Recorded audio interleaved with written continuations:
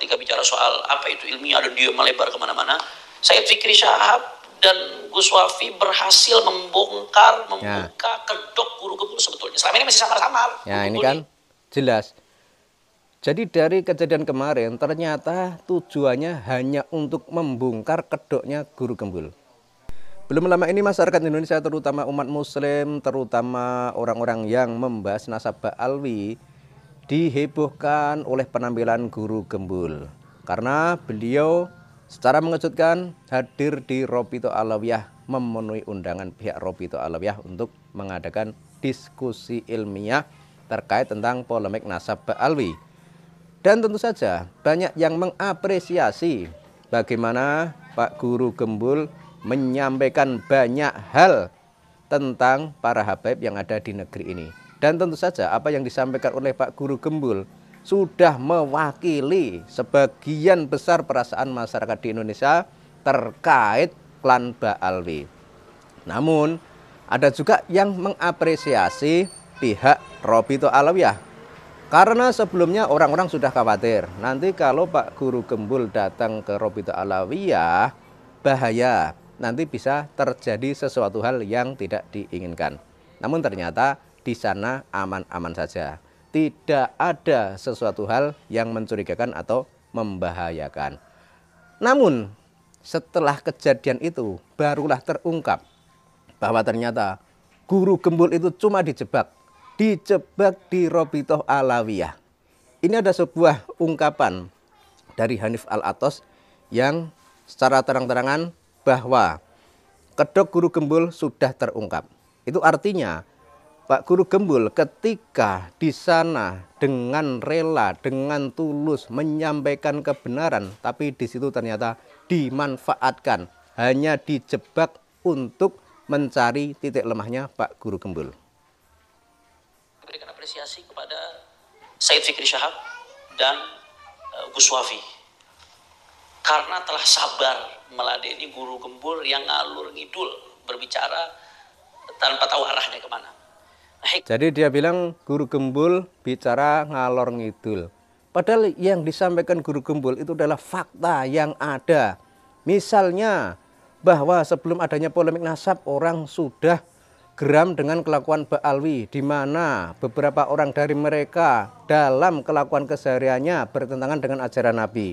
Sehingga hal itu membuat orang menjadi bertanya-tanya dan kalau mau mengkritik masih khawatir karena dianggap mereka adalah cucu Nabi. Tapi begitu munculnya tesis ilmiah, semua terungkap bahwa ternyata para habaib bukanlah dzurriyyah Nabi. Jadi apa yang disampaikan Guru Gembul itu adalah fakta yang sebenarnya. Hikmahnya kesabaran Said Fikri Syahab dan Gus Wafi yang tidak terpancing dengan apa yang disampaikan oleh Guru Gembul, khususnya yang berkaitan dengan apa itu standar ilmiah. Satu, pembahasan tersebut jadi tidak melebar keluar pembahasan, karena kan memang temanya tentang nasab, pembatalan nasab yang dilakukan oleh Guru Gembul. Temanya tentang tersebut yang berkaitan dengan nasab. Nah, kalau diladenin itu sama Gus Wafi sama Said Fikri, wah melebar kemana-mana, waktunya habis. Dan juga setelah itu masih ada pembicara lain, masih ada sesi lain bersama Prof. Titi, ahli filologi UI, Prof. Yasmin bin Syihab juga ahli antropologi UI yang berkaitan dengan tema yang sedang dibahas. Sehingga ini waktunya nggak panjang, kalau diladeni itu ya akan melebar kemana-mana. Langkah tidak terpancing itu saya salut luar biasa. Dan yang kedua, dengan tidak meladeni. Jadi kalau kita lihat kemarin di Robito Alawiyah, memang bisa dikatakan bahwa Guru Gembul dalam skor, misalnya ini sebuah pertandingan, bisa dikatakan 10-1. Jadi pihak Robito Alawiyah itu mungkin bisa dikatakan agak benar cuma di sesi yang terakhir.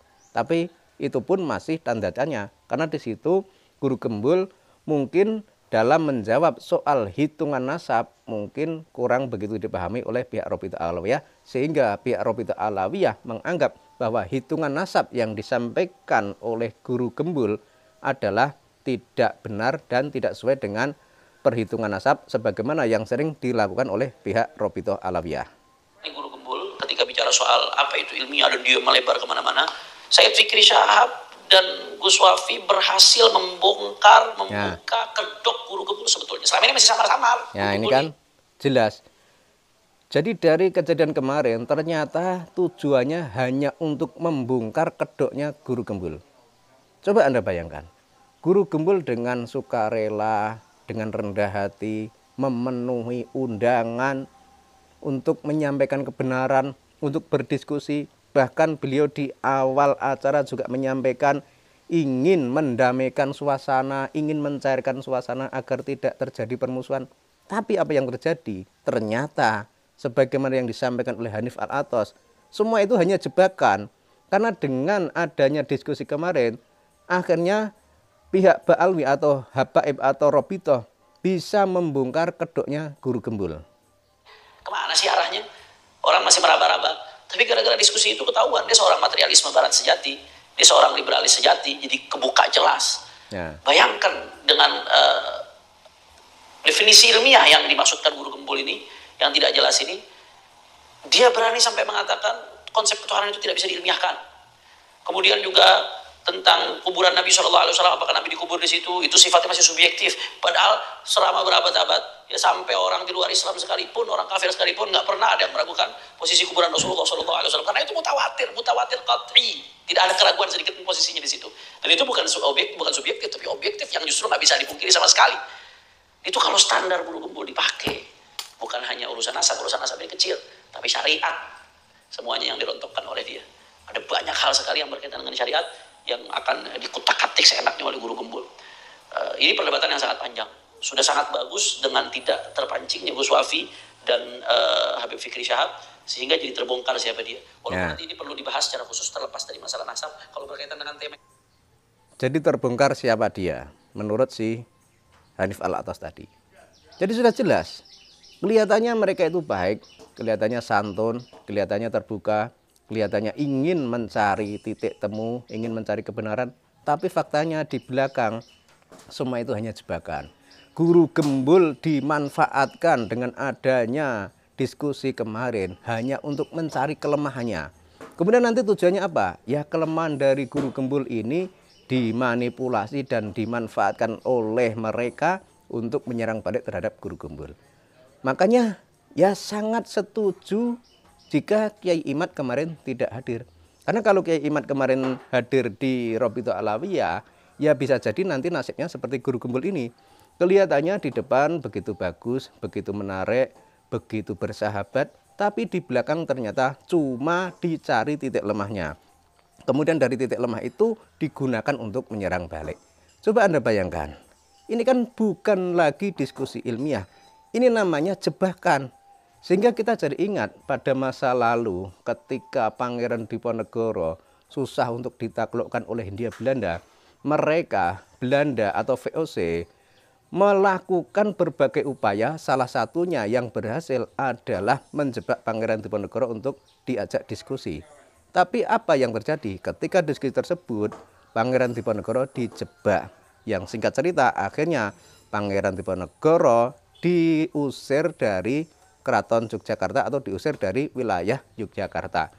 Dan itu adalah trik Belanda yang sangat terkenal dan sangat kejam dan berhasil memporak-porandakan banyak kerajaan yang ada di negeri ini, yakni trik adu domba. Jadi ketika secara langsung mereka melawan orang pribumi Nusantara tidak mampu, mereka menggunakan trik adu domba. Atau kalau tidak, mereka akan menjebak lawannya, kemudian lawannya itu akan diperlakukan seenaknya oleh mereka.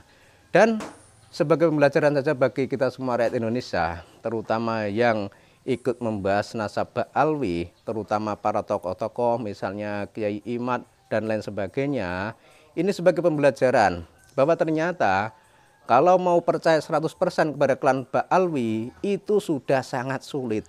Buktinya Guru Gembul yang kemarin secara tulus ikhlas datang ke Robitoh Alawiyah ternyata cuma dijebak untuk diketahui titik lemahnya.